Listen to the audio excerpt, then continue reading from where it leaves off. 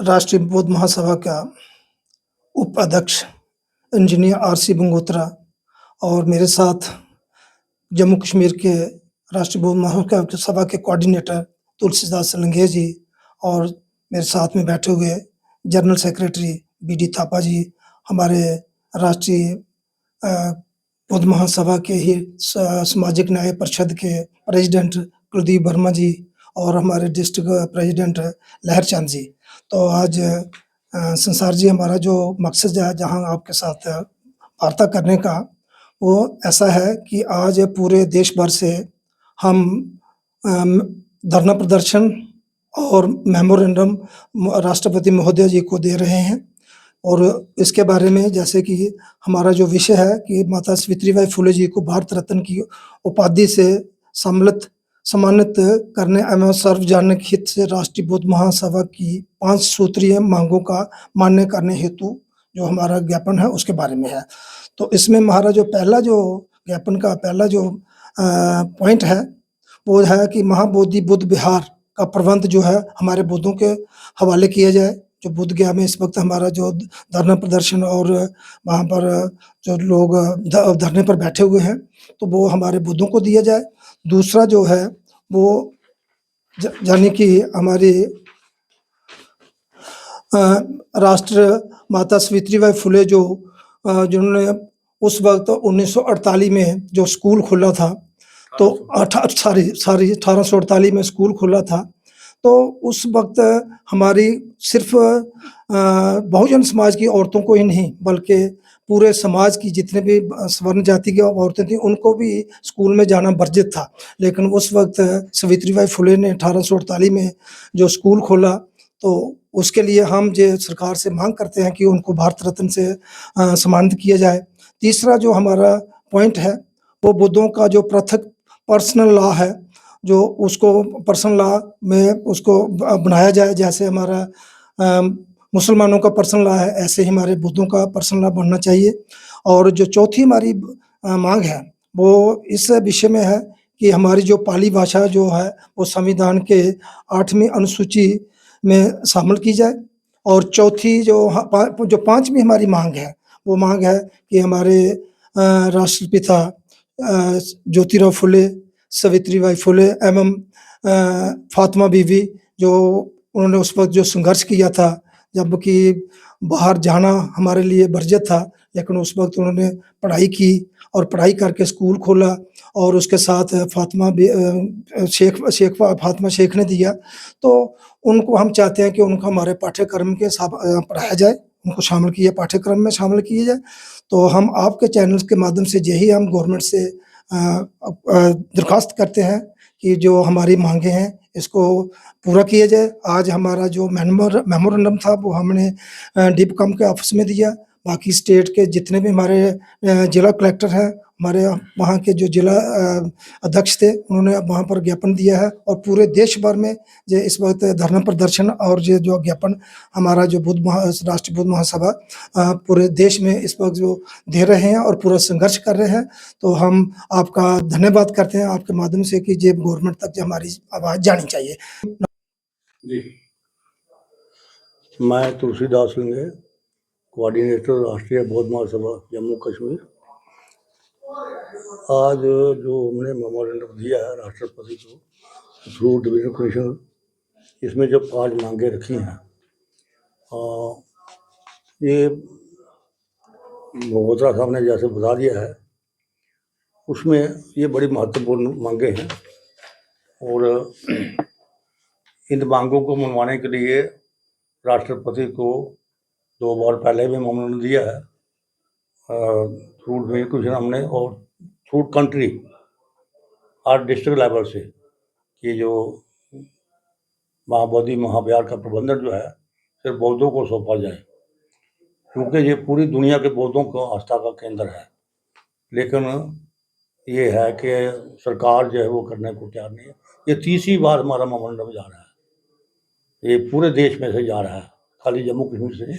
हमारे जैसे डिस्ट्रिक्ट डोडा से भी गया, आज डिस्ट्रिक्ट कठुआ से भी गया है, बाकी डिस्ट्रिक्ट भी गया। और जहाँ हम स्टेट लेवल से हम भेज रहे हैं थ्रू डिवीजन कमीशन, तो कारण क्या है तुलसीदास साहब की बात नहीं मानी जा रही? पूरे देश से आप लोग मेमोरेंडम दे रहे हैं, लेकिन भारत रत्न देने में क्या परेशानी आ रही है? क्योंकि ये मनोवादी सरकार जो है ये बेसिकली जो है इस देश में जो है जैसे जो हिंदू राष्ट्र की बात करते हैं, हमने हिंदू राष्ट्र बनाना है। लेकिन सरकार तो नहीं कह रही है हिंदू राष्ट्र की बात, वो तो अलग अलग दल कह रहे हैं। देखिए जो पीछे जो है उसकी बैकग्राउंड जब वो आरएसएस है, हम्म, वो आरएसएस जो है वो बीजेपी की बैकग्राउंड है। हम्म, तो वो जो है जो आरएसएस का एजेंडा है वही बीजेपी इम्प्लीमेंट कर रही है। तो इसलिए जो है ये मतलब ये है कि अब इनकी मजबूरी है, चूँकि ये पॉलिटिकल लोग हैं, तो वो तो है क्योंकि आरएसएस का ये आज तक वो रजिस्टर्ड ऑर्गेनाइजेशन नहीं है, उसका कोई हिसाब था गवर्नमेंट चेक नहीं करती है। उसके पास इतना पैसा है, इतना पैसा वो उन्होंने जमा किया है कि इस गवर्नमेंट की कोई चेक नहीं है। नहीं वो टॉपिक अलग है, लेकिन मैं ये जानना चाहता हूँ कि आपकी बात क्यों नहीं सुनी जा रही? आरएसएस पर इल्जाम आप लोग लगा रहे हैं और आपके पूरे देश में से जब मेमोरेंडम जा रहा है तो उसे नजरअंदाज करने की वजह क्या हो सकती है? ये क्योंकि सरकार नहीं चाहती है कि वहाँ पर जो है आधा जो है वो वहाँ इनकम का जो सोर्स है वो जो ब्राह्मणवाद जो है उन्होंने बुद्धा की मूर्ति को दूसरे ढंग से पेश कर करके तो जो है उसको पैसा कमाते हैं और वो अपने खर्च जाते हैं। लेकिन जबकि राष्ट्रीय बौद्ध महासभा चाहती है कि वो जो पैसा है वो बौद्ध धर्म को डेवलप करने के लिए खर्च किया जाए। फर्क सिर्फ इतना है। और ये हालांकि ये जो बीटी एक्ट है ये 1949 का है और 26 जनवरी 1950 को देश का जब संविधान लागू हुआ तो बेसिकली तो ये सारे पिछले कानून जो है वो निरस्त हो जाते हैं, रद्द हो जाते हैं। लेकिन चूंकि अब सरकार इनकी है तो इसलिए उसको ये बाहर रखा हुआ है। लेकिन पहले तो सरकार कांग्रेस की थी जब से उन लोगों के चंगुल में है ये बुद्ध विहार। पहले तो सरकार कांग्रेस की थी, भाजपा की सरकार तो 2014 में आई है। हमें कांग्रेस और बीजेपी की सरकार में कोई अंतर नजर नहीं आता है, क्योंकि बेसिकली उनमें भी मनोवादी हैं तो ये भी मनोवादी है। तो आप जो कहते हैं आपकी 70-80% 85% पॉपुलेशन है, जी जी 85% पॉपुलेशन की बात क्यों नहीं मानी जाती है? क्या वजह है कि आप लोग अपनी बात नहीं मनवा पा रहे? ये इसीलिए है कि चूंकि जब तक जो है पॉलिटिकल पावर जो है अब इनके हाथ में नहीं आती है तब तक जो लोग पॉलिटिकल पावर में हैं वो जो है इस बात को दबा के रखते हैं। लोग जो नहीं चाहते हैं कि पॉलिटिकल पावर उनके पास है। हाँ वो हमारी कोशिश जो ये है क्योंकि राष्ट्रीय बौद्ध महासभा ने अब तक जो है 30-35 जो जितने हमारी स्टेट और यूनियन टेरिटरी में उनमें से अभी तक 26 स्टेटों में हमारा जो है ये नेटवर्क जो बन गया है। हम इस तरफ से आस्ता आस्ता बढ़ रहे हैं कि पूरे देश में जो राष्ट्रीय बौद्ध महासभा का नेटवर्क जो है वो फैलेगा और ये ही नॉन पॉलिटिकल रूट्स होंगी आगे जो पॉलिटिकल पावर कैप्चर करने के लिए। तो इसलिए चूँकि ये हमारी कोशिश जारी रहेगी इन पर ये दबाव बनाने के लिए। ये हमारा तीसरा आज पूरे देश में से जब मुख्यमंत्री राष्ट्रपति को जाएंगे, प्राइम मिनिस्टर को जाएगा, वहाँ के चीफ मिनिस्टर को जाएगा, तो एक प्रेशर बिल्ड करने के लिए ये हमारा एक सिस्टम है कि भाई इसको जो है ये निरस्त करो बीटी एक्ट को। वो जो है राष्ट्रीय बौद्ध महासभा के पूरा महाबोधि महाविहार का जो सारा प्रबंधन है वो बौद्धों को सौंपा जाए जैसे बाकी है। अब जैसे जैसे मानो ये इस्लाम मस्जिदों का अरेंजमेंट है तो सारा वहाँ वो कोई नहीं दूसरा है। ये हिंदू है को सथल है तो बदानू स्थल है, वहाँ भी कोई दूसरा नहीं है। जब क्रिश्चनों के हैं चर्च का है तो वहाँ भी सब वही है। तो हम वही चाहते हैं जैसे बाकी रिलीजन के अपने अपने सिस्टम जो है वही जो है इसी तरह से महाबोधि महाविहार का सथल जो है ये पूरी दुनिया के बौद्धों का आस्था का केंद्र है। तो इसलिए वही जो बौद्धों के हाथ में दिया जाए ताकि उसकी डेवलपमेंट जैसे ढंग से बाहर के लोग जो आते हैं यहाँ पर उनके वो देखने के लिए तो उनको उनके लिए अच्छा प्रबंध किया जाए, उनका अच्छी डेवलपमेंट किया जाए। पहले अच्छा प्रबंध नहीं हो रहा है क्या? नहीं वही कहाँ डेवलपमेंट हो रहा है। देखिए ये जो बौद्ध सथल जो है ये बौद्ध सथल के पार पार है जैसे लुम्बड़ी है वो तो घाट नेपाल में है। अच्छा जो सारनाथ जो है ये तो वाराणसी में है जहाँ पहला प्रवचन दिया उन्होंने। उसके बाद जो है अपने वो सांची है मध्य प्रदेश में जहाँ पर उनके जो शिष्य सम्राट शो के बेटी और उसका बेटा महेंद्र, और वो दोनों ने वहाँ वो जो इशू ली थी और वहाँ पर साल भर रहे। उसके बाद वो श्रीलंका चले गए, फिर वो कंट्री में वापस नहीं आए। वो पूरे देश में, पूरी दुनिया में घूमते रहे और बौद्ध धर्म को जो है उसको प्रचार प्रसार किया। ये वो केंद्र है। और दूसरा कुशीनगर है, जहाँ पर उन्होंने अंतम जो है सांस ली। तो और इससे 5 जो है ये बहुत सत्र है, उनकी डेवलपमेंट जो जुड़ी है, लेकिन वो हो नहीं पा रही। तो जब तक हमारे पास पूरा जो है पैसा वो भरा नहीं आएगा वहाँ से, तो उसमें जो बाधा पड़ रही है। इसलिए हम चाहते हैं कि भाई जो है उसका पूरा प्रबंधन जो है वो बौद्धों को दिया जाए, ताकि वो जो पैसा है उसको इसकी डेवलपमेंट लगा जाए। हाँ जी सर। शुक्रिया संसार जी। मैं कुलदीप वर्मा, राष्ट्रीय बौद्ध महासभा सामाजिक न्याय परिषद जम्मू कश्मीर का प्रेसिडेंट। जैसा कि ये रूटीन के मुताबिक हर साल 10 मार्च को राष्ट्रीय बौद्ध महासभा अपना जो मेमोरेंडम जो है महामहिम राष्ट्रपति जी को डिपकाम के माध्यम से हर साल हम ये प्रक्रिया जो है इसको हम पूरा करते हैं, मेमोरेंडम सबमिट करते हैं, अपनी बात को बड़ी मजबूती से हम लोग रखते हैं। तो बाकी तो डिटेल में हमारे मगोत्रा साहब, तुलसीदास लंगे साहब, इन्होंने अपनी बात को रखा है, तो मैं नहीं चाहता हूं कि उन बातों को रिपीट किया जाए। मैं इससे हटकर मैं थोड़ा सा अभी लेटेस्ट जो पूरे भारत वर्ष में यूजीसी बिल जो सरकार लेकर के आई, उस बिल को लेकर के मैं थोड़ा सा मैं अपने विचार में रखना चाहता हूं। सबसे पहले मैं अपने बहुजन समाज के लोगों को मैं ये बताना चाहता हूं कि ये जो यूजीसी बिल सरकार लेकर के आई, ना तो इस किस्म की हम लोगों ने कोई मांग रखी थी सरकार से कि सरकार इस किस्म का बिल लेकर के आई, और सरकार अगर इस तरह का बिल लेकर के कोई आई तो इसके पीछे षड्यंत्र क्या है, उस षड्यंत्र को हम लोगों ने समझना पड़ेगा उसको कि सरकार की मंशा क्या है। तो मैं ये बताना चाहता हूं कि यूजीसी बिल को लेकर के हम लोगों को कोई ज़्यादा खुश होने की ज़रूरत नहीं है, बल्कि मैं ये कहना चाहता हूं कि this is nothing but this is only A political trap from RSS and BJP सरकार। तो इसके पीछे षड्यंत्र क्या है कि जैसे हमारे पास एक एक्ट हमारे पास पहले से है, SC/ST एट्रोसिटीज एक्ट, 11 नवंबर 1999 में वो एक्ट बना। उस एक्ट के रहते आज जो एनसीआरबी का जो डेटा है, ऑफिशियल डेटा जो है, ऑफिशियल डेटा ये कहता है कि 118% क्राइम जो है वो SC/ST इन लोगों के ऊपर बढ़ा है 2019 के बाद।